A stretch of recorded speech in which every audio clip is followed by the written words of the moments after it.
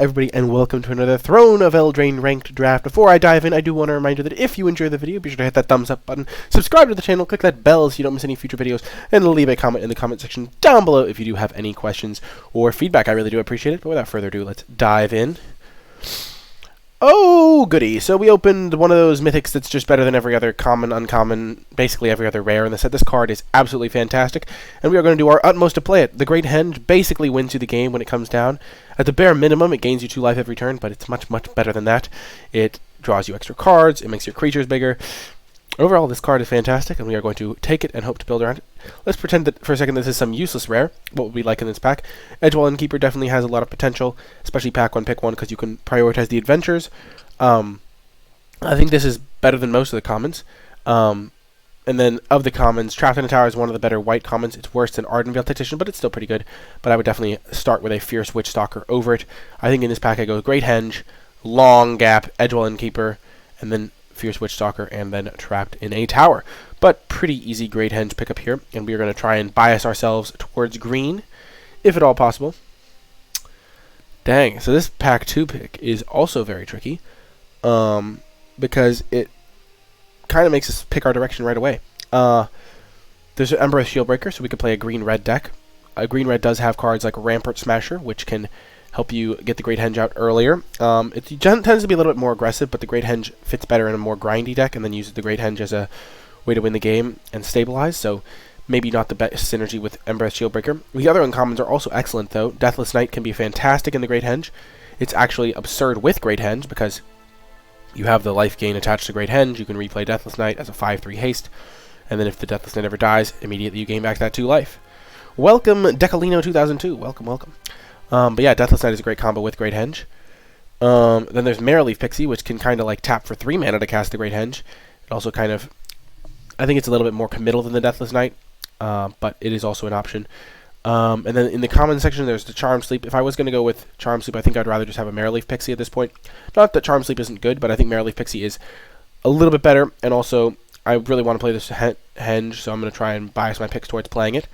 And then in the other commons, Rimrock Knight is great. Scalding Cauldron is okay. It's like a solid pickup early if you want to stay flexible. But in this pack, there's no way I'm staying flexible instead of taking one of these great cards. Like, I would take a Rimrock Knight over Scalding Cauldron, probably. So yeah, the big 3. I'm choosing between these uncommons. I think I can eliminate Shieldbreaker. I think I'm going to take the Deathless Knight. It's just such a good combo with the Great Henge. Oh my goodness. Thank you so much, Decalino 2002. I'm so glad you have been enjoying the content and that you're enjoying Magic the Gathering. But yeah, I think we're going to take the Deathless Knight. We can still abandon it, but it's just such a good combo with Great Henge that it seems worth taking here. I think after that I would probably take Marrowleaf Pixie, and then I'd probably take Embereth, then Charmed Sleep, Rimrock, Scalding, just because Charmed Sleep works a little bit better in the Great Henge style decks. But let's take the Deathless Knight and see what happens. And Moment of Truth. Wow. So we see a Bog Knotty, which can work great in a black-green food deck. A deck that Deathless Knight is also quite at home in. There's also a Merfolk Secret Keeper if we wanted to move towards a mill deck, which isn't something we're doing. I don't know why I jumped to Merfolk Secret Keeper. I think Ardenvale Tactician is a great card. It doesn't really go with the Great Henge Deathless Knight plan all that well. There is the Once in Future, which is a nice way to get back Great Henge or stuff if it dies, but Great Henge is like not really going to die a lot of the time realistically. I think Bog Knotty is a pretty solid option to take, and then try to get some foods to trigger it. Return target card from your graveyard to your hand. So if I was facing mill, Once in Future could get me back the Great Henge. Ardenvale Tactician kind of abandons the Great Henge, which I don't want to do, because you don't really want to play your Great Henge in your aggressive white deck because you don't have any big creatures in that. This having 4 power is also a nice combo with the Great Henge, lets you curve into it. Reaper of Night is a solid value engine, but I'd rather just take a Bog Knotty because Bog Knotty is a more unique effect. I think you can get these a little bit more frequently. This art is really cool looking. And I don't think Gingerbread's really a consideration. Forever Young is just worse than the Bog Knotty. I think we'll just take the Bog Knotty here. I think Once in Future is actually second place because it is in the main color of the Great Henge. But I think Bog Knotty will be like a card that I'm going to miss if I end up in a food deck. And I think Great Henge can easily lend itself to being in that type of food deck. So I think I'm going to take the Bog Knotty over Once in Future, even though I think Once in Future is great. And now there's a Malevolent Noble. There's a Lucky Clover. Ooh. The Lucky Clover is a high upside pick. there's a decent number of adventure cards. You can combo this with making them discard 4 with 2 Unveil Tree Folks. I think it's a high enough upside to be worth taking over Malevolent Noble. Tempting Witch is an okay like food enabler, but we can probably get those a little bit later. There's nothing really else for us. We don't really want Rosethorn Halberd in our Great Henge deck. And I think Lucky Clover just has enough upside to be worth taking here. Like if we're in a black deck, we're not going to miss out on Malevolent Noble or the Tempting Witch, but we will feel really bad if we end up with some adventures and don't have a Lucky Clover to go with them. So yeah, we're just going to take the Lucky Clover here over, I think next I would probably take the Tempting Witch, just because I really want to make sure I get some foods to enable this Bognaughty, but Malevolent Noble is like a solid pickup as well, and I wouldn't fault someone for taking that over Tempting Witch here. Okay, things are shaping up. So I'm not a fan of Kenneth's Transformation. I don't think this card's very good. It just generally, making something into a 3/3 is just not worth a card a lot of the time. Even if you're making your own thing, you'll be like, oh, I'll change my 2/2 into a 3/3, which is like gives a creature +1/+1 draw a card with some like significant potential for a blowout, which is just not great. And then there's also like making your opponent's thing, like downgrading their 5/5 into a 3/3 is like okay sometimes, but a lot of the time their big creature is big because it has a counter on it, and then this doesn't even do much. Here I'm choosing between the Tempting Witch and the Scalding Cauldron, but as I said, I kind of want to get the Tempting Witch, at least one copy of it. I want to prioritize food so that my Bognaughty can do well, and so that I can get my Deathless Knight back in other situations. So I think Tempting Witch versus Scalding Cauldron is actually really close, just because Scalding Cauldron is just pretty solid removal, and the first copy is actually pretty good. So those two are the two I'm considering right now. I don't think any of the other cards are worth taking, as they move me into a different color. I am a student, Paul McCabe. I am indeed. This is close, because Scalding Cauldron gives me a removal spell, and I don't really have any removal right now. Black and green both have great removal options, but it's kind of hard to get the Reeve Souls and the Bake into a Pies that you want. So I think taking this first Scalding Cauldron over the Tempting Witch here is pretty reasonable. You never really want more than one Tempting Witch in your deck, and so I think Scalding Cauldron is going to be the best pick here.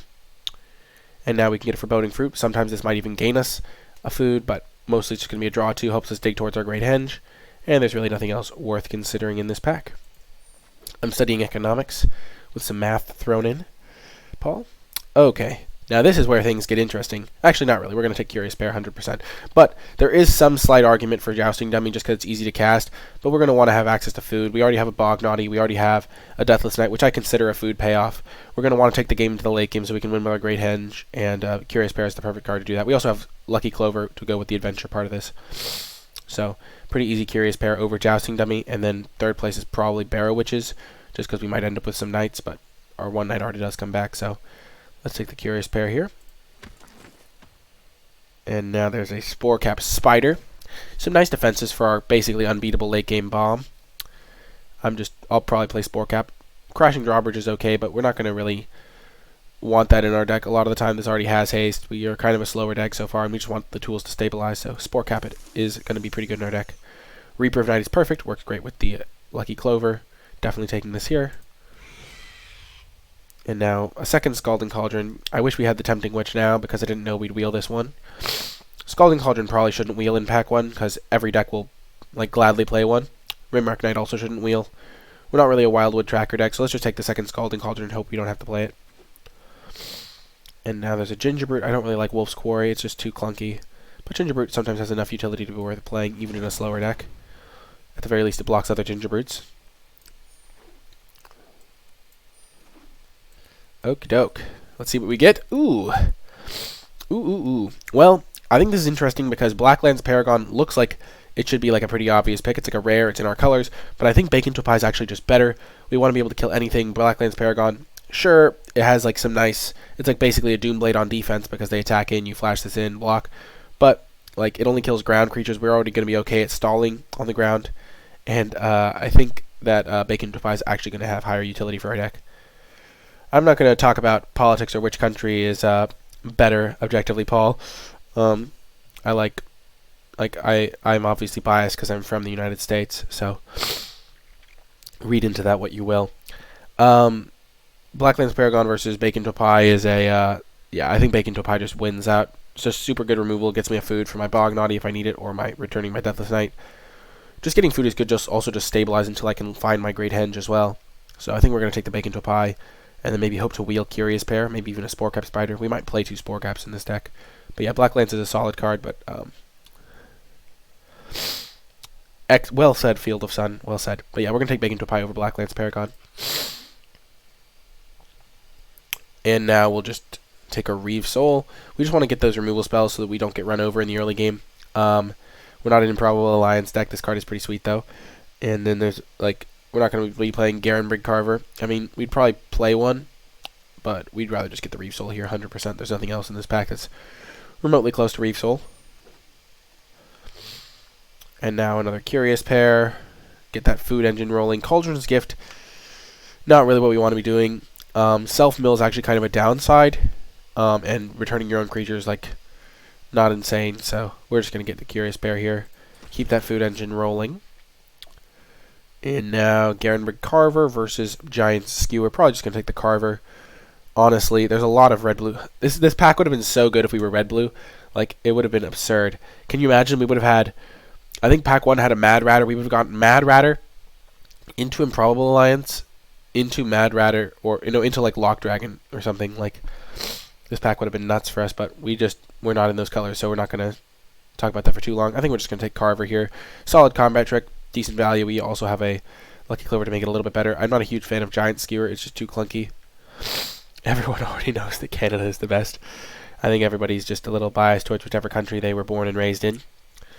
So yeah, we're going to take the giant Garenbrig Carver over the Barrow Witches. We don't really have any knights.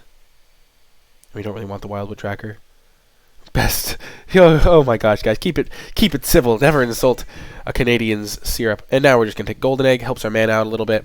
And is just going to be a good food card in our deck. We don't really want too many Garenbrig Carvers. If I was more aggressive, I would take Garenbrig Carver. But we're kind of a defensive deck with Great Henge, Reaper of Night. We have some good top-end stuff. Best setup. Jeez, people are not holding any punches in this. Just like everything is illegal in this fight, clearly.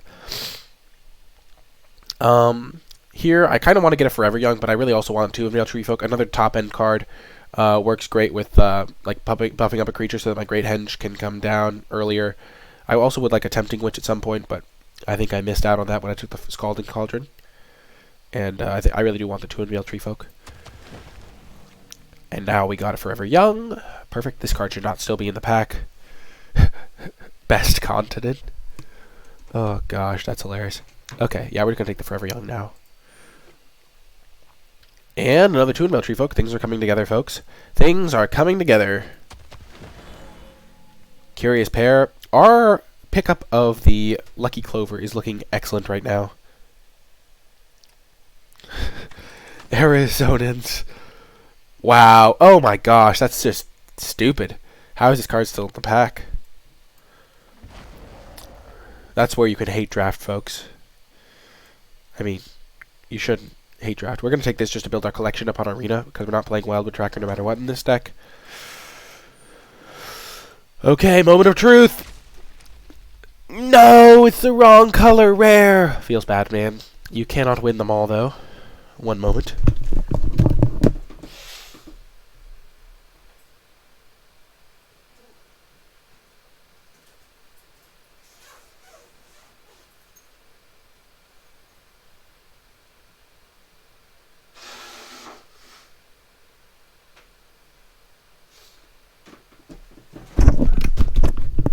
I had to go blow my nose for all those people. I can tell as my nose gets stuffier and stuffier, it gets harder and harder to talk, so I'm glad I'm back. Okay. Lost Legion's a pretty solid card. We are looking like we're skewing a little bit more towards black, but we do have 3 Curious Pairs, so keep that, like, we're kind of evenly split. We're probably going to play a 9/9 mana base. Oh my gosh. I leave, and all of a sudden it gets to Michigan and Arizona. Oh gosh. Brutal. I think we're probably just going to take the 2-drop here. Reaper of Night is solid, but we already have 3 like kind of expensive payoffs with Adventure. We do need some 2-drops. We have 3. I guess we have 5. And Resolute Rider is a little bit out of the question for us. We could take Reaper of Night. It's just a more grindy card, but I kind of want to just get him Malevolent Noble. It also works pretty well with all the food we're going to have. And now we get a Rose Thorn Acolyte. Normally Golden Egg would be like really nice, but Rose Thorn works beautifully with Golden Egg. It's also just a great ramp engine, so we're clearly taking this. There's like nothing else that's going to dethrone this. Wow, Castle Garenbrig, that's so good. We can use it to ramp out our 2 Unveil Treefolk.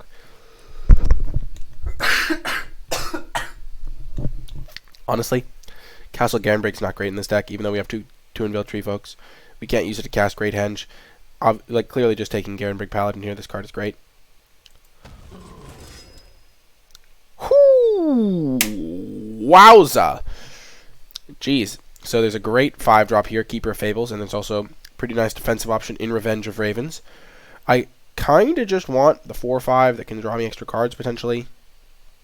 I kind of just like that extra beef at the top. But we probably don't need it. Like, Revenge of Ravens just letting us, like, live longer is probably just the play. Dang it, I always have to take Revenge of Ravens over cards that I like better. But, like, we also don't have, like, good evasive tools to get through with our 4/5. Ravens just makes life so irritating. I always draw it in the matchups where it's not great. Like, I'll draw it, and my opponent will have already gone 1-drop into 1-drop into, like, 1-drop into double, 1-drop into, like, perfect 3-drop to crush me, but it also just, like, can really slow the game down. And look at this top end. We already have a Paladin, 2 Tree Folks, Reaper of Night, Great Henge to win the late game. So I think we just need ways to stabilize early, so I think that Revenge is the pick. Even though I'd rather have a Keeper, because I just like the artwork better. And I like the effect better. Okay, my adversary. Don't mind if I do. Definitely taking this. It works actually really well with 2 Unveiled Tree Folk, because you can put the extra counters on it and make it, like, really scary. Moose Mafia just contributing a bird. I like it. Yeah, we're just going to take the OK. And now another Rosethorn Acolyte. Nice pickup for us as well. It works really well with this Lucky Clover. I'm really happy we have the Lucky Clover. And now we're going to just take another Curious Pair, get that extra 2-drop. We already have 2 Unveils. We don't need any more of those.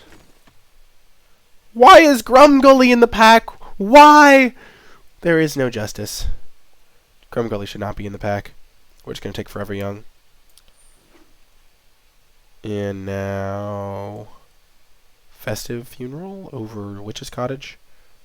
I guess we're never playing Festive Funeral in a million years.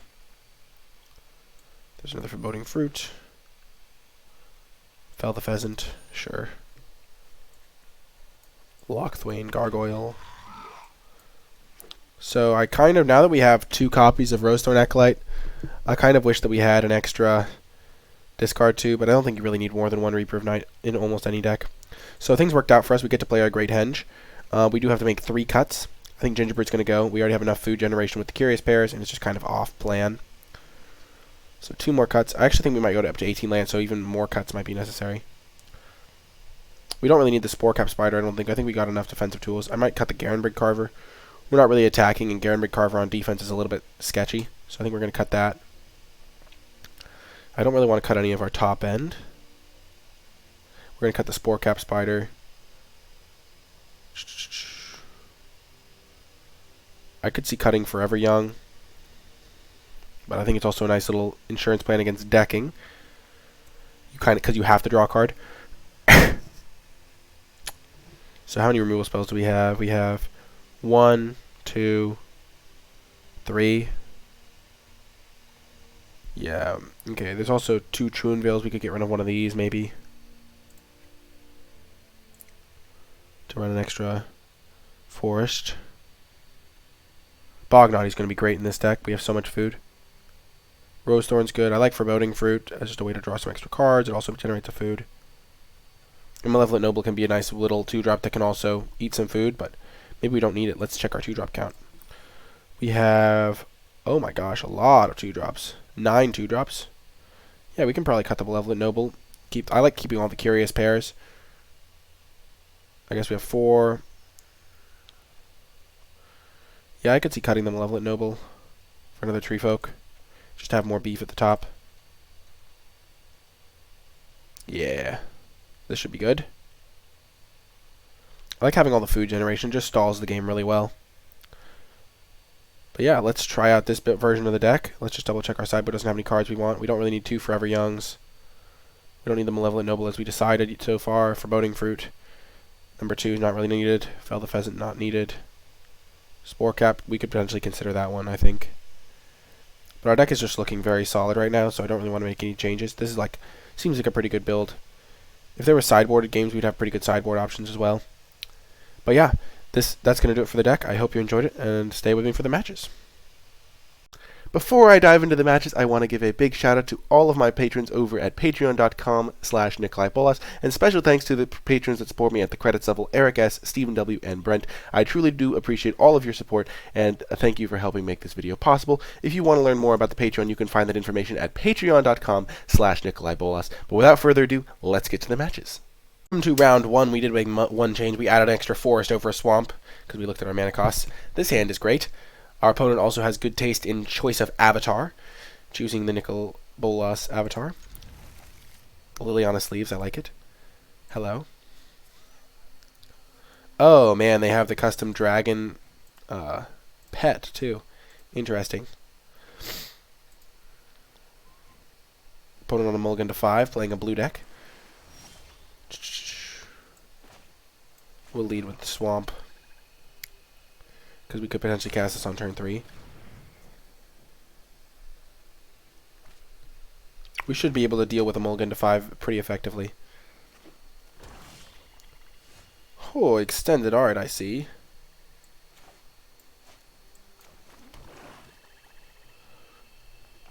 I think we kind of want to get some pressure going, so we're going to play the golden egg over the lucky clover. So, because we want to draw a 3-drop creature. Okay, Reef Soul's okay.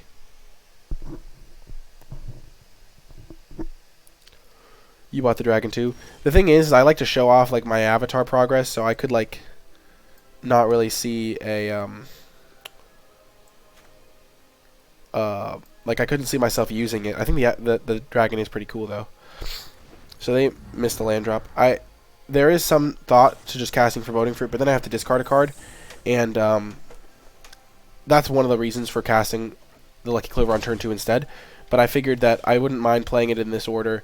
I miss out on one card, but I can always get this later when I can get a food from it. And, oh. Yeah, okay, they don't have a... I was about to say, there's no counterspell for this. Oh, so tiny. I see how it is.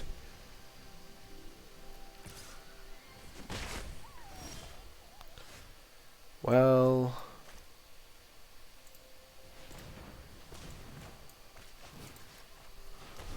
we killed that one. Yeah, we're not going to sack the golden egg just to get another food. Oh. Well, this is going to be a massacre.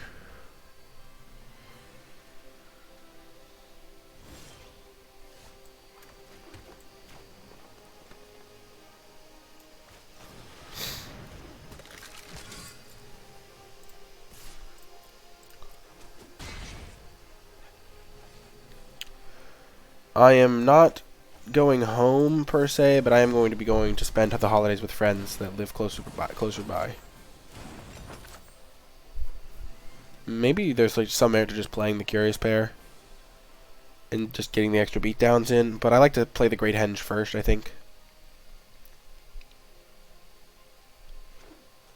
So this can come with an extra counter and draw me an extra card. Oh, don't kill my Deathless Knight. You don't want that. Nobody wants that. Okay, good.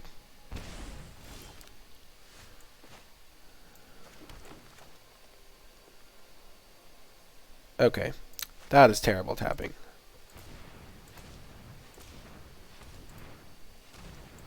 Because with this way we're going to get... No! They didn't even let me cast the Great Henge?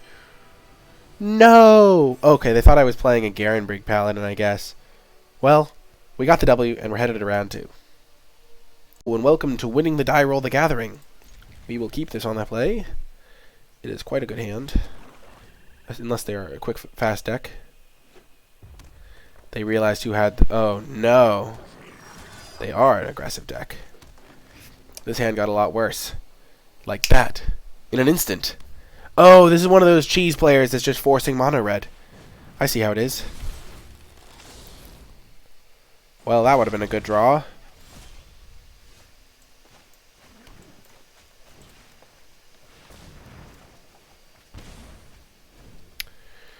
Apparently you can just force mono red on Arena right now and just get it every time.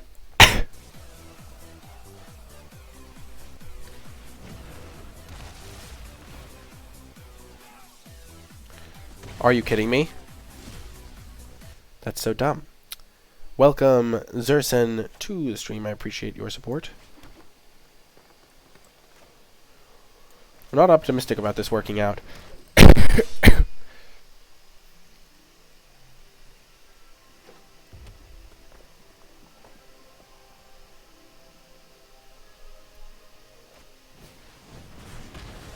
thing is, I don't even think my deck is bad against mono red. I just happen to have all my Curious Pairs taken from me. Or half of them taken from me.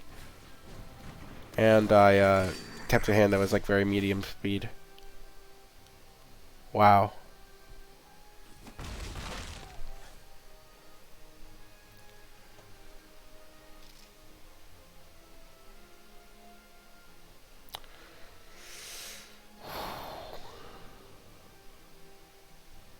I think I'm dead.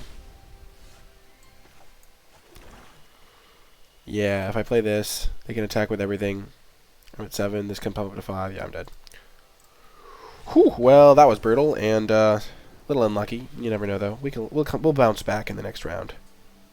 To round 3, we have a significantly better start than we did last time. Oh, yes. The food token has been created.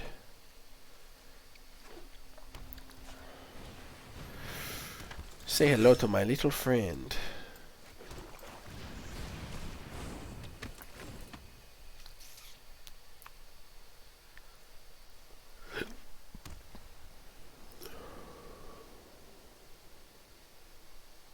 If they attack me, I'm like strongly considering blocking. Because even if they have on alert, they get blanked pretty hard.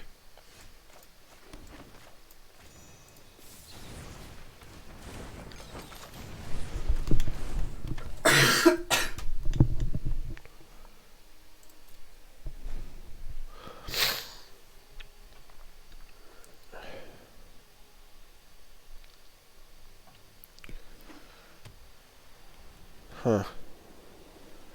So the Ardent Veil Tactician is annoying, but I'm not sure if it's worth killing. Well, definitely worth... yeah. We'll make them use their Silver Flame Squire.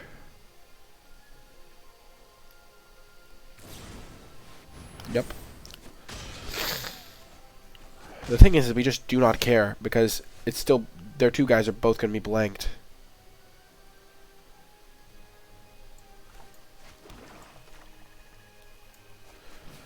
I'm just going to play the Deathless Knight. It's just mana efficient.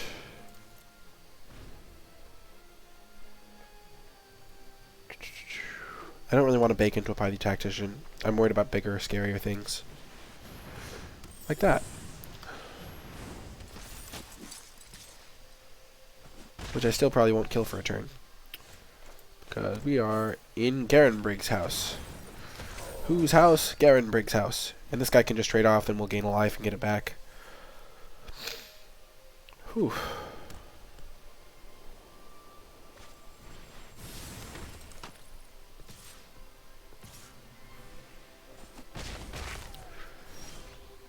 Oh, that's beautiful.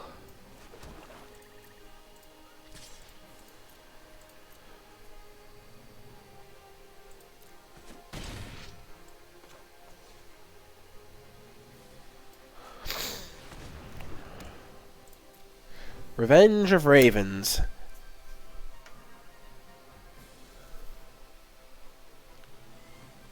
Basically like killing him Pathlighter. Paladin just can't be blocked by their deck, basically.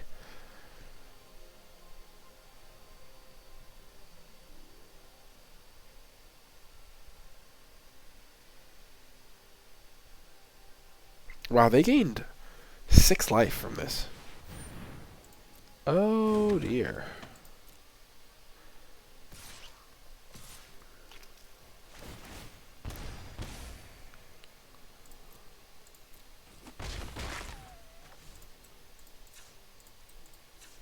So the question becomes, we have totally lost the art for this card.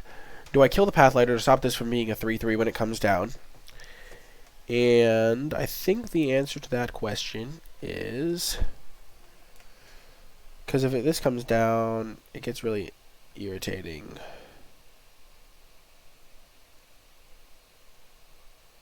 But I do have a lot of life gain, and if they attack me, I gain even more life. So if I'm at 19, I really don't care about this thing facilitating attacks, because they're going to be so low from the Garenbrig Paladin.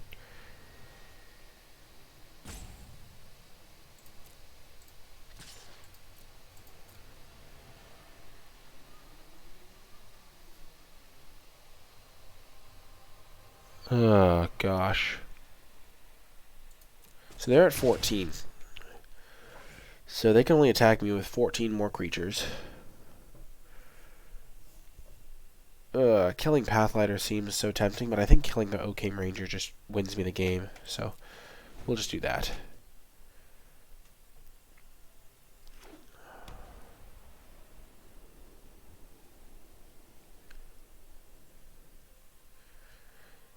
Because there's like some low chance that the Oakham Ranger is just useless, and killing a flyer is just better. Sure. But then if they like trapped in a tower, this things get ugly.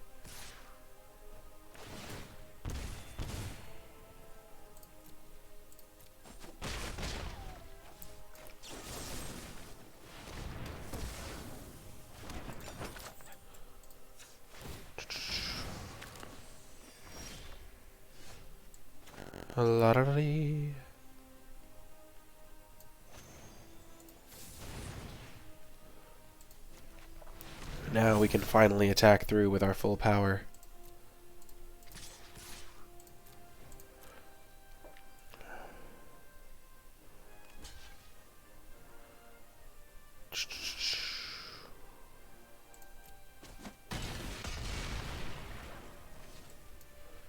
I think getting this as an effective attacker past the 2-1 is really nice. Their ground creatures already can't attack us because of our Revenge of Ravens, so we want to just put more pressure on them. Make Silver Flame Ritual a worse draw.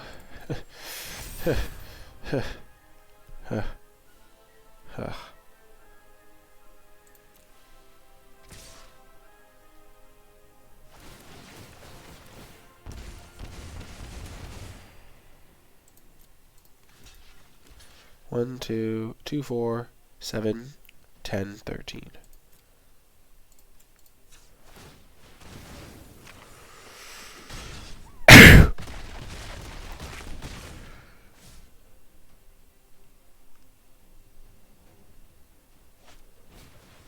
Oh, come on.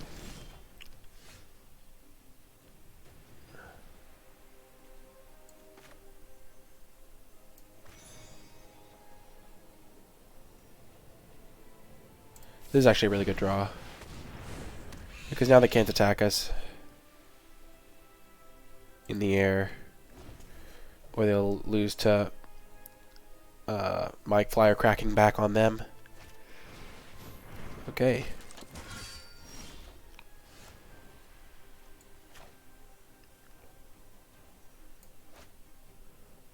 So these ground creatures can no longer attack past those guys. But I can hit them for 4.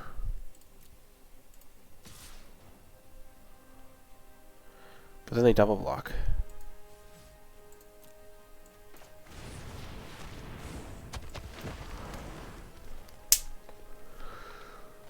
Oh, I'm terrified. Okay, that was a good draw.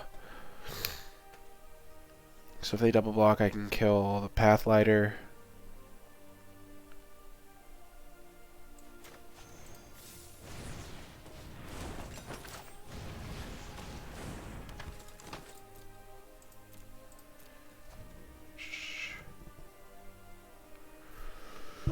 Okay, you should definitely hold lands to keep my Reaper of Night from gaining flying, my good friend.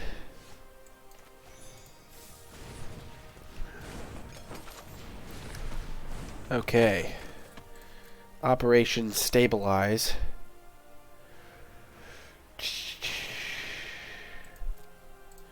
The reason we're not attacking in and trading for one of these is because, like, if we draw a Reeve Soul or a Scalding Cauldron, we're in okay shape here. That's a bummer. Major bummer.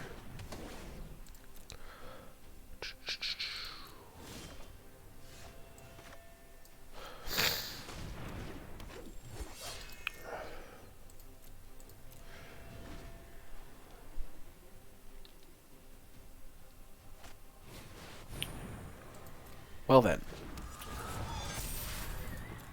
That's fun. Yeah, that's absolutely brilliant. I feel like a genius.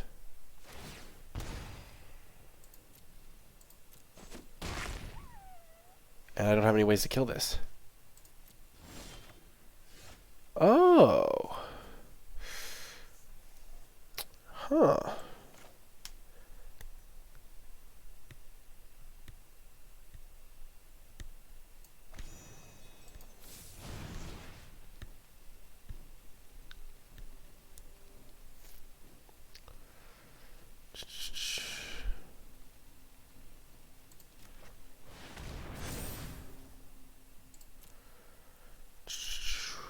I'm not liking my odds here.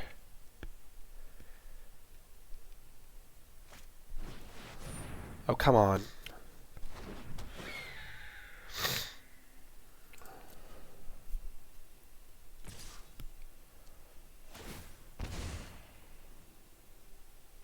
I don't understand why they're only attacking with one creature.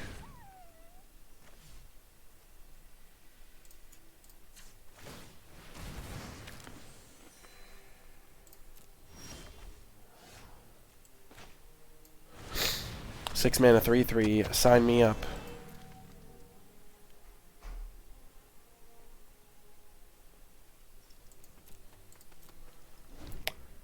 Dang it. If I traded off Reaper, I might have a chance here. I don't think so, though.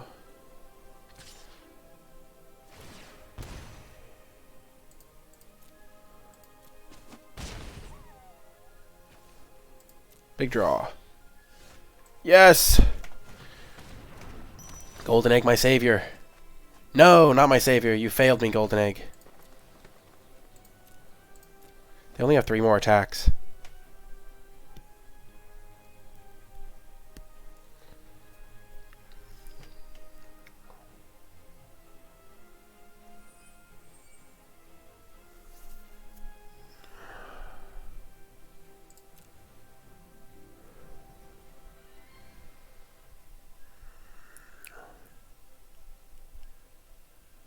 Huh.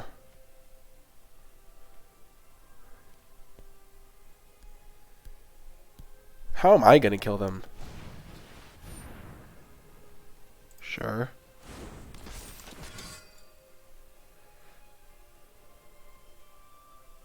Oh, I'm gonna draw my Bognaughty. That's my out.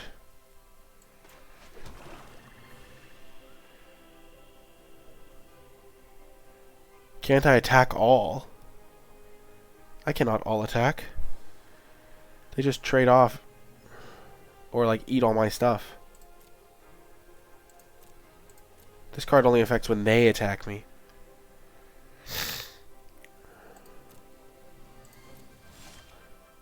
Oh, there we go. That's a way to stabilize. Now I just have to make sure I don't deck myself.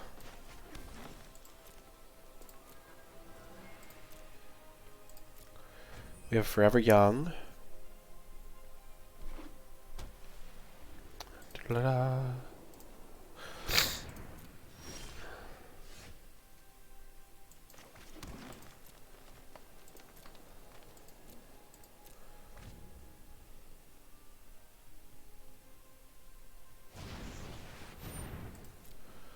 So my plan is to draw Bognaughty.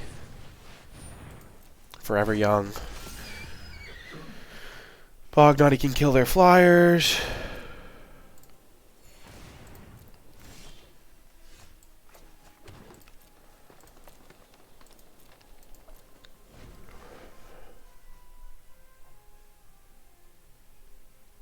Or at least he can kill this one. So that my 6/5s are actually going to be 6/5s again.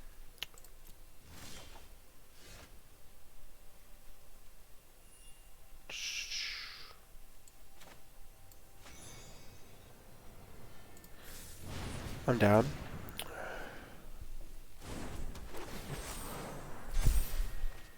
Reef Soul. That's going to be good once I get rid of this Harmonious Archon.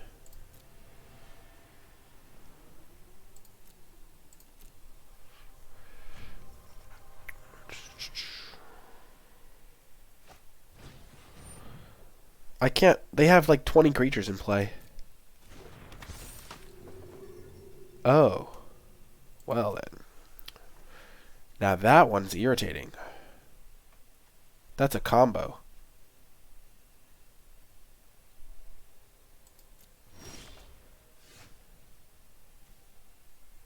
Huh.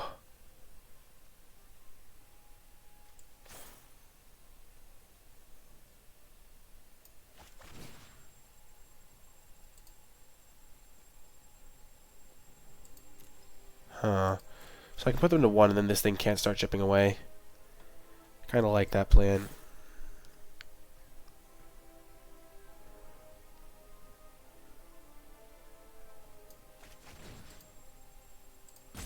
Yeah, we'll put them to 1.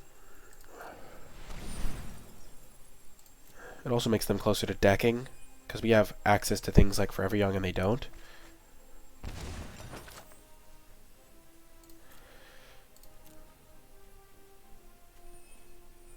Because we will suicide our stuff once Forever Young becomes a card that we have. I mean, we do have that, but we don't want to suicide before we have to.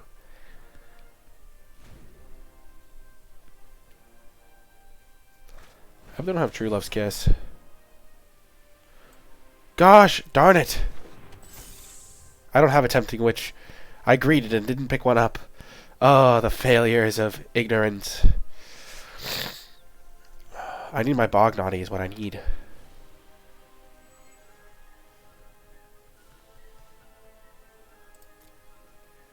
They can't even attack me with the Hushbringer.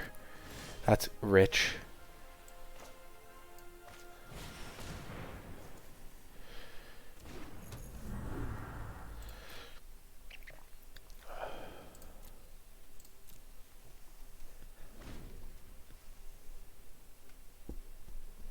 I could kill the princess, but I'm saving my Reeve Soul.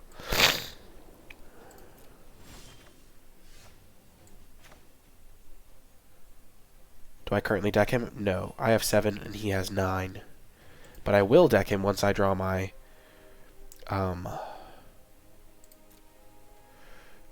Forever Young. I have to be able to put back some creatures with that though, so I'll be making some aggressive attacks, shall we say. I think I'm going to kill the or try to kill some stuff of his. Maybe his Lifelinkers before I attack with some stuff.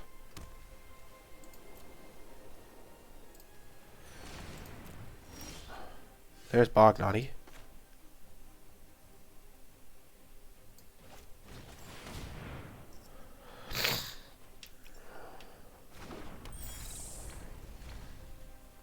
Oh, perfect. Oh, Hushbringer is actually good for me.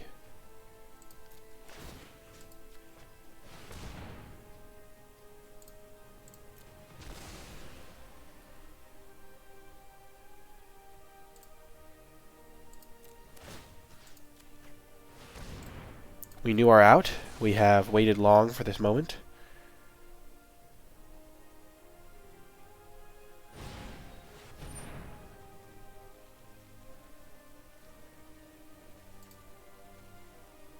So we are going to actually use our Scalding Cauldron.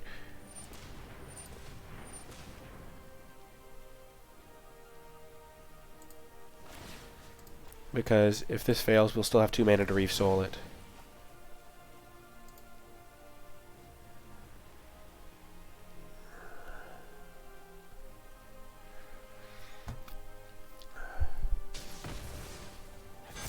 It hath died. Huzzah. There was much rejoicing. And now...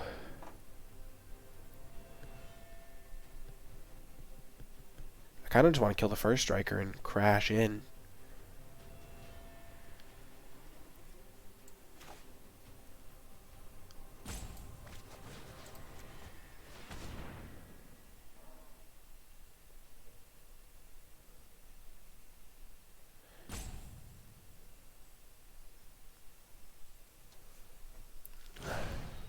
Wow, Silverflame squired the deck. Gotta respect it. I will find a way to get my creatures into the graveyard so that I can Forever Young them back, though.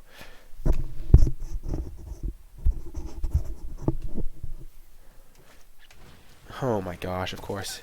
The life gain.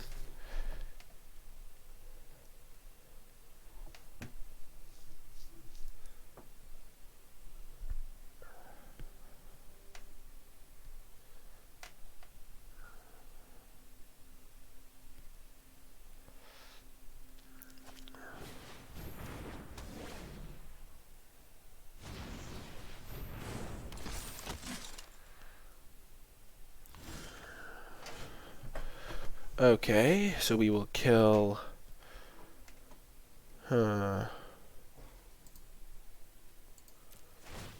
this guy.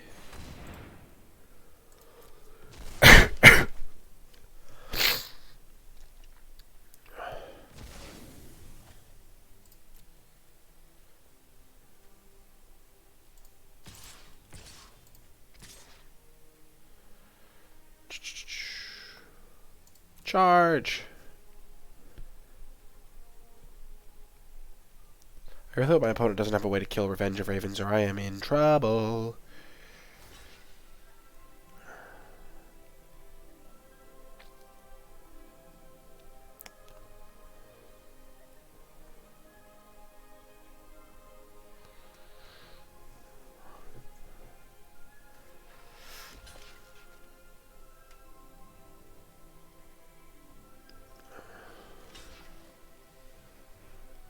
Perfect. Some of my creatures are going to die. This is just what we wanted. Perfect. Perfect. Sure.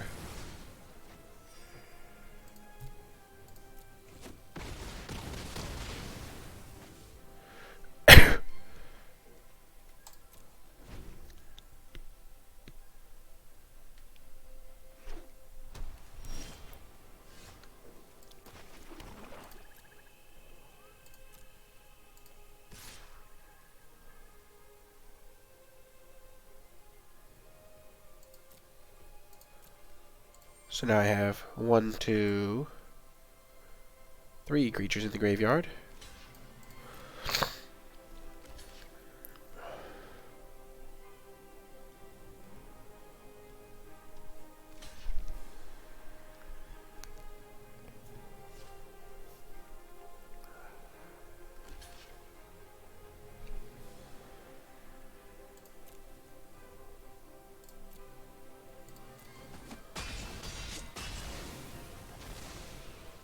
Okie doke.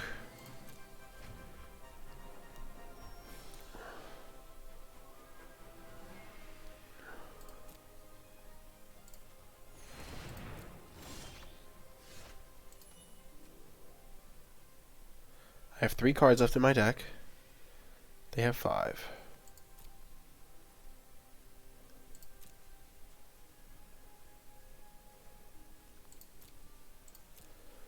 Because once I put 4 cards back on top, I'll then have 3 more cards than them.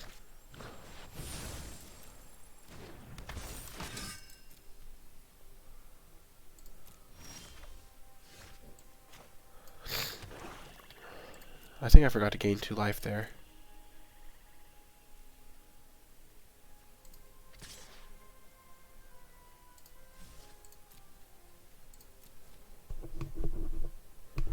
This is tricky. So they have 3 cards left. I have 2 cards left. Oh, yikers.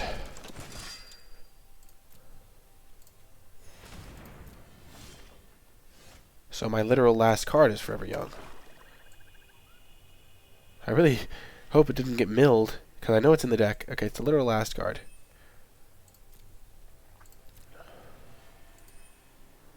So we have 4 cards. So when we draw Forever Young, we'll then have 3 cards.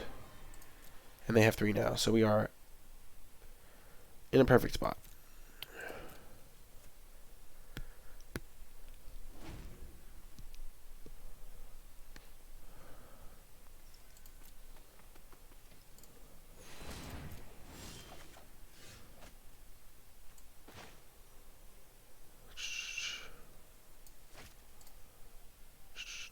So there's 4 cards.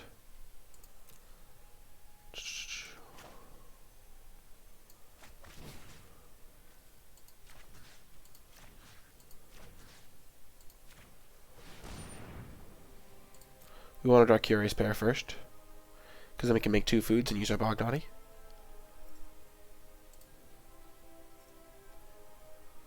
Perfect.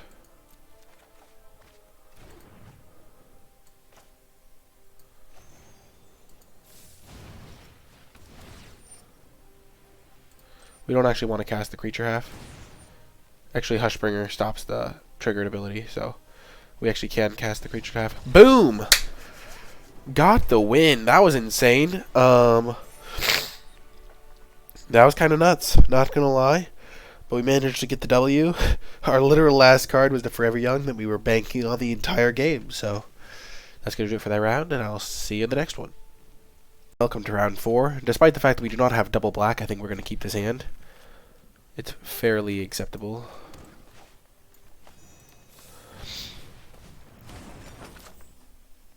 Remember when I said Ravens were kind of bad? Oh, I didn't say it was kind of bad. I said it was unplayable. Get it right if you're going to quote me, Decalino 2002. Oh, I have I have a long and storied past with Revenge of Ravens.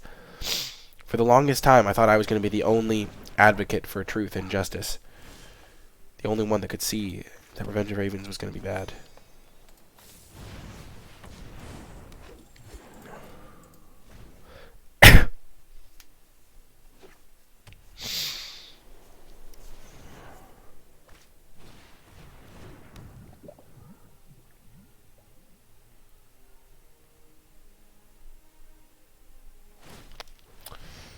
I could actually use a Revenge of Ravens now.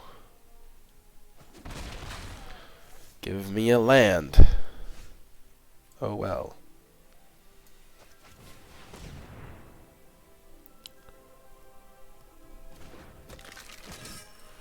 So I'm only going to attack with this guy because I want to force him to pay the mana to... Oh, the pain.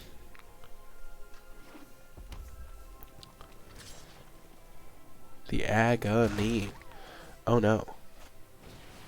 Oh no.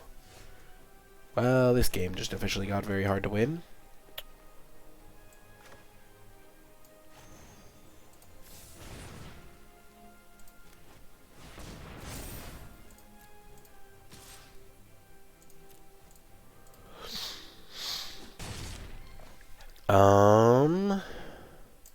Yeah, let's just say I'm not optimistic.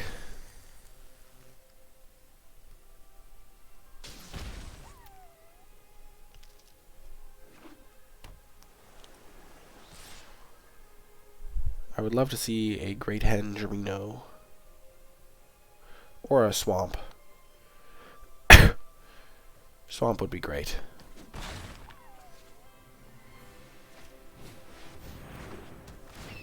Of course. Welcome, Arcanist Owl.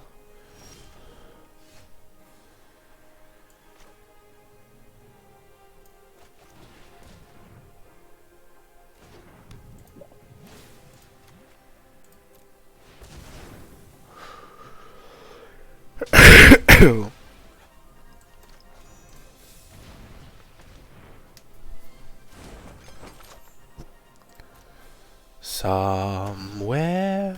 That's why I didn't attack, because the 3/1 can attack past the Rose Thorn. It's all a strategy. So I guess Scalding Cauldron can help take it down. I think we lost this game. This card is busted. Opponent just naturally hits Mountain. Feels bad. Not that I fault them for playing Mountain, but it's sad.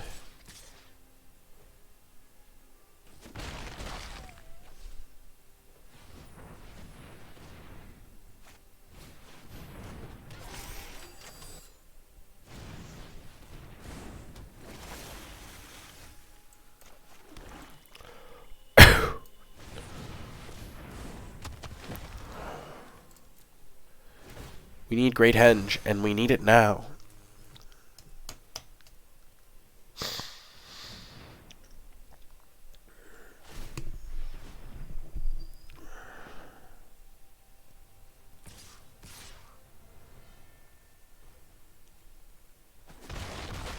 I'm not saying it could save us, but it's the only card that can, I think. Next turn, we'll take a last-ditch effort at it by playing Forever Young just to draw a card.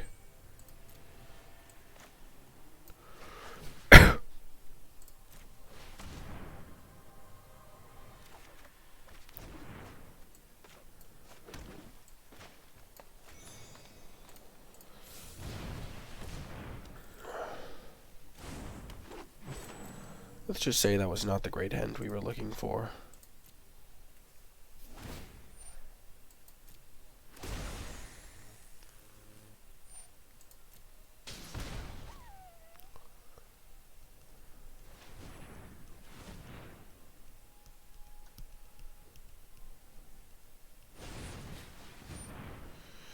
And that's the old GG's. Well, we're backs against the wall, but we'll be back at it again with round 5. Hello and welcome to round 5. We are 2-2, going for that elusive third win. Ooh. Not sure I like the sign of this. Wow, they're already level 90, so they have the special looking wolf. That's kind of cool. I guess saying they're already level 90 is not like a... That's pretty cool. It has 3 tails.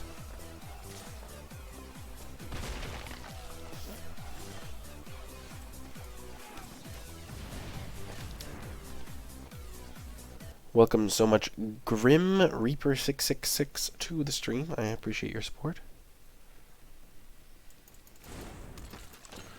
I'm about 30 levels away from getting this. I'm not sure if I'm going to get there, but I hope I do.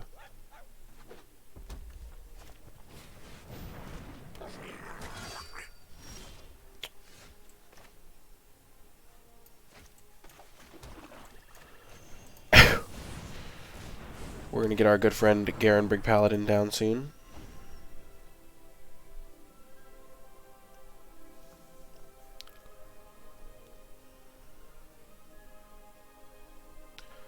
I think Paladin's probably better than the Bognaughty because it kills him in 4 hits.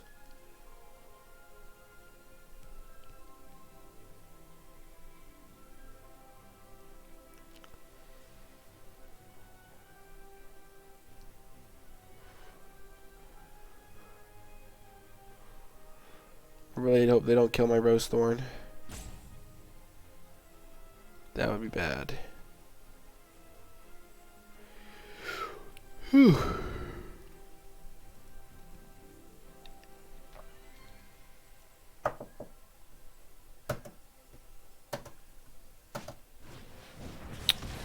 Come on, man. Man! Well, here's hoping I draw a 4-drop. I'll take it.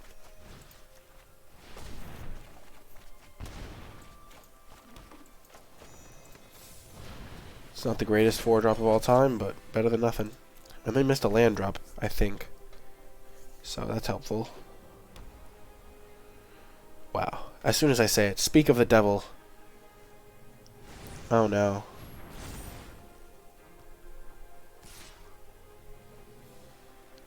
As they say, that is a lot of dommage.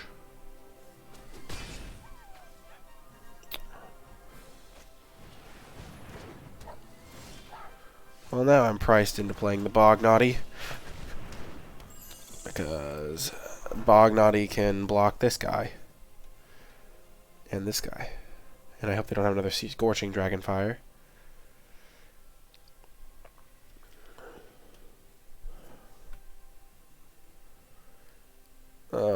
I'm not optimistic about this Bognaughty surviving. I'm gonna be very honest.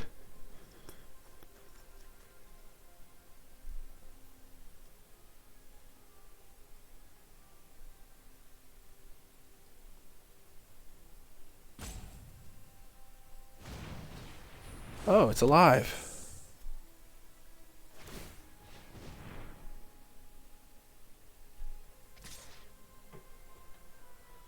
Okay. Well then. A part of me just wants to put 2 counters under the Bognaughty and play Curious Pair. I still lose to Searing Barrage that way, though. I think I'm dead to Searing Barrage no matter what I do on this turn, to be quite fair, though. So this at least gets it out of Searing range, lets me block with it.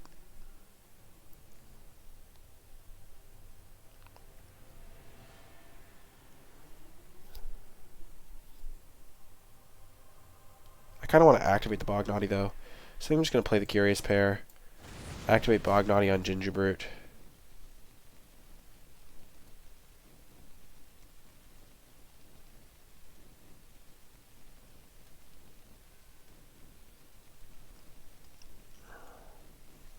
because then this loses flying, so I can only get hit for much less.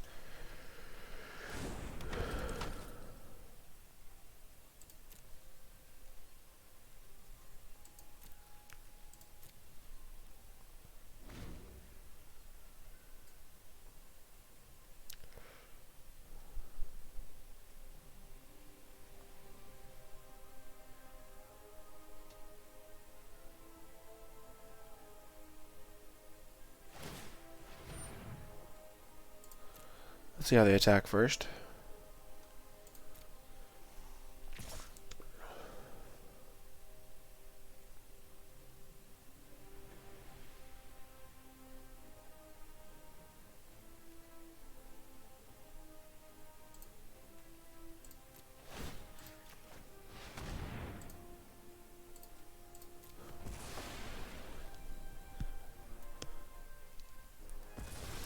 Heck yes, it worked.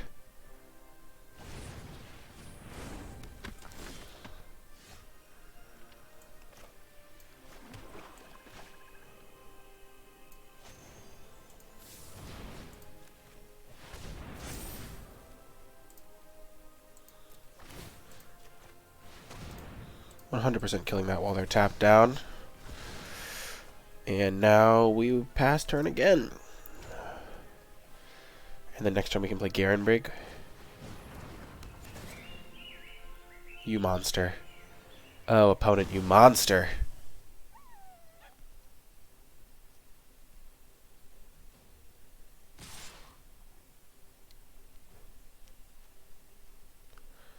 So if they have Rimrock Knight, then this makes sense for me. There's Rimrock Knight, there's On Alert. White also has Outflank. Yeah, these blocks are solid.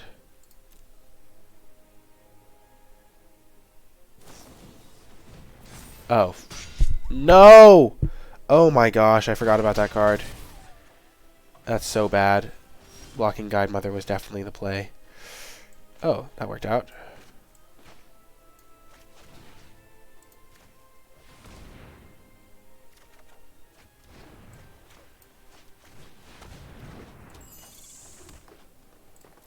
Whew. Yeah, thanks, chat. Thank you, Shepin89.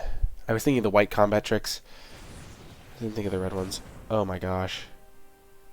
We go to 1? Nope, we're dead. Oh, man. To be fair, if we'd killed Fairy Guide Mother, we would have still died. We would have died like that turn, maybe even. Yikes. Well, I think our deck was good. Whoa, what the heck? How did I get 237 viewers?